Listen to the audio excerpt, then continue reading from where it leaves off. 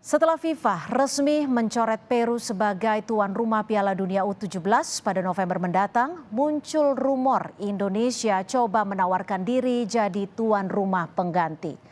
Wakil Ketua Komisi 10 DPR fraksi Golkar, Hetiva Saifuddin menyebutkan ada harapan Indonesia menjadi tuan rumah Piala Dunia U17 setelah status Peru sebagai tuan rumah dicabut FIFA. Hetiva berharap kesempatan tuan rumah Piala Dunia U17 juga dibahas Erick Thohir kala bertemu dengan FIFA hari ini. Tadi juga saya ketemu Pak Wakil ya, ada Pak Yunus Nusi juga. Kelihatannya masih ada harapan-harapan ya bagaimana nanti kita mungkin berusaha untuk menjadi tuan rumah untuk U17 mungkin yang barangkali masih atau ajang-ajang lain lah gitu ya yang bisa memberikan sedikit mungkin hiburan ya di tengah-tengah situasi yang mungkin betul-betul ya bagi kita ini satu pukulan. Disinggung soal kans Indonesia menawarkan diri jadi tuan rumah Piala Dunia U17, Menteri Pemuda dan Olahraga Dito Aryo Tejo bilang akan membicarakan hal itu setelah ada hasil pertemuan antara Ketua Umum PSSI Erick Thohir dengan FIFA hari ini.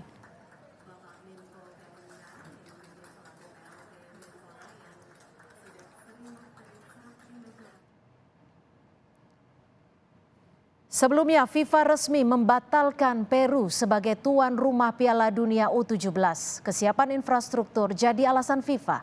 Dalam keterangan resminya, FIFA menyebutkan Peru gagal memenuhi kesiapan infrastruktur setelah mempersiapkannya hampir 4 tahun. Namun Piala Dunia U17 tetap digelar sesuai jadwal, yakni November hingga Desember 2023. FIFA membatalkan Peru jadi tuan rumah Piala Dunia U17. Lalu apakah Indonesia memiliki kemungkinan untuk bisa menjadi tuan rumah Piala Dunia U17? Kita akan tanyakan pada anggota Komite Eksekutif Esko PSSI Arya Sinulinga. Selamat sore Bang Arya, apa kabar? Senang sekali sudah bisa bergabung bersama kami di Kompas Petang. Selamat sore juga Cynthia dan kawan-kawan semua. Ya, Bang Arya, ini Pak Erick sudah menuju Zurich. Apakah betul kans Indonesia ini begitu besar untuk menjadi tuan rumah Piala Dunia U17 November mendatang?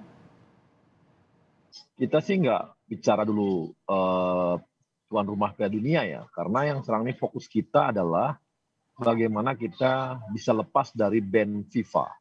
Karena kalau di ban FIFA itu semua mimpi-mimpi itu nggak ada. Mau U17, bahkan SEA Games pun kita nggak bisa ikut main. Bahkan yang paling berat misalnya teman-teman PSM yang kemarin juara Liga 1 dan Bali United yang juara Liga 1 juga tahun lalu, itu kemungkinan besar juga tidak akan bisa tampil di Asian Champion ya. Asian Champion Cup yang memang diperuntukkan bagi pemenang-pemenang Liga 1 di setiap negara. Jadi itu mimpi yang masih jauh ya. Kalau kita sih lihatnya yang utamain lah bagaimana supaya kita lepas dari ban FIFA gitu. Bukan ke usia 17 itu nanti aja itu gitu. Oke, tapi perbincangannya saat ini Pak Erick Thohir sudah ada titik terang belum soal itu? Belum, kita kan masih, Pak Erick kan baru sampai tadi ya. Jadi ya masih proses, kita tunggu aja beliau bisa bertemu dengan Gianni, kemudian bisa menyampaikan proposal yang kita ajukan supaya kita tidak di-ban FIFA.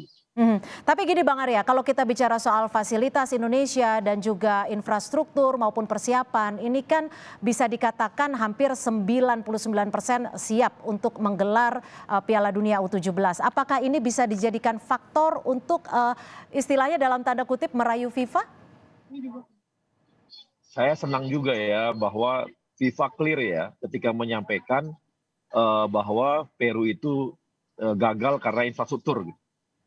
Ya kan? Kalau Indonesia kan enggak, bukan karena infrastruktur. Kemarin kan tuh ada isu bahwa kita sebenarnya nggak siap tuh stadion-stadion kita, bahwa kita sebenarnya nggak siap, itu yang dipakai alasan aja itu semua. Ternyata enggak tuh. Gitu. Ternyata clear ya. Jadi bukan masalah infrastruktur.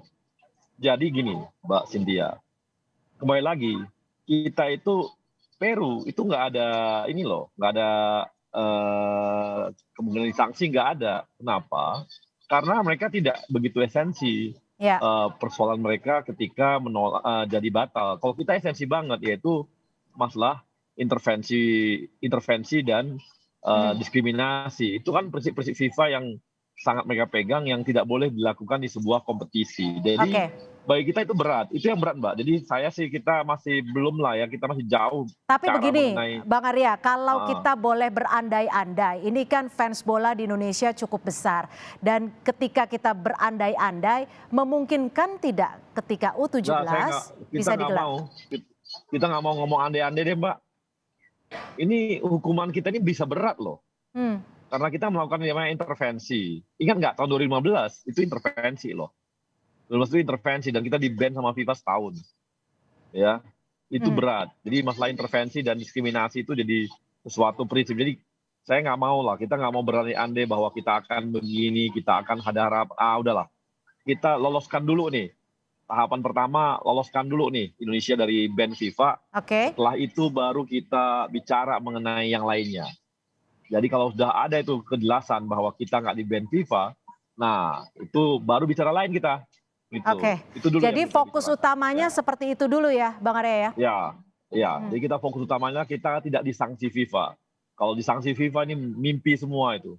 Makanya jangan, dan kita nggak mau ya, kita nggak mau memberikan harapan-harapan kepada supporter kita, kepada bangsa Indonesia, kepada pemain. Wah, kita akan ada nih U17. Janganlah, kita jangan Oke. nggak mau. Kita bukanlah pengumbar mimpi gitu, tapi Ya. kita hadapi mana yang berada di depan kita, itu yang kita hadapi sekarang gitu. Oke, ini sejauh ini kan pertemuan Pak Erik dengan FIFA bisa dikatakan dalam jangka waktu yang sangat singkat, dalam jangka waktu pendek. Ya. Apakah ini juga ada titik terang terkait hal ini? Karena belum bertemu, Mbak, jadi belum bisa dibuat apapun. Tapi blueprintnya, bisa. proposal dan lain sebagainya sudah Proposal disiapkan udah ya siap. Bang Arya ya?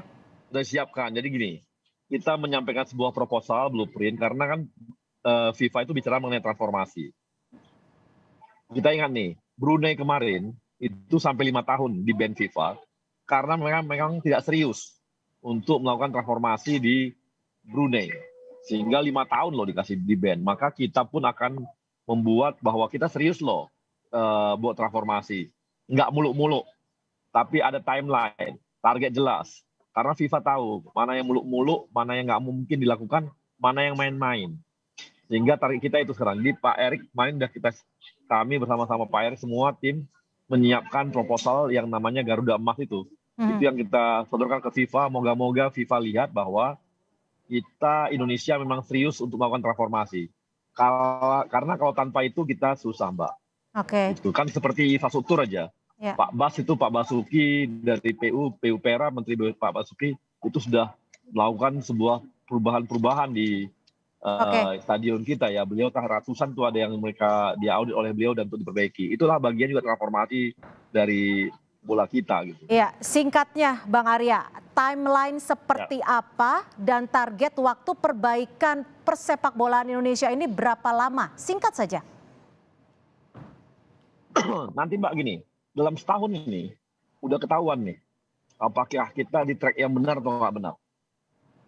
Dari liga yang kita, mulai dari liganya, kompetisinya, kemudian pembinaannya. Apakah pembinaan ke bawah untuk usia muda, apakah pembinaan untuk wasit, dan sebagainya, kemudian juga supporter dan lain-lain. Nah, kalau ini kita bisa lakukan dengan baik, ketahuan setahun ini bisa ketahuan apakah benar atau nggak benar gitu. Secara menyeluruh dan diusahakan ataupun diupayakan dalam waktu sesingkat-singkatnya untuk memperbaiki pesepak bolaan di tanah air. Terima kasih Bang Arya Sinulinga, anggota Komite Eksekutif PSSI sudah bergabung bersama kami di Kompas Petang.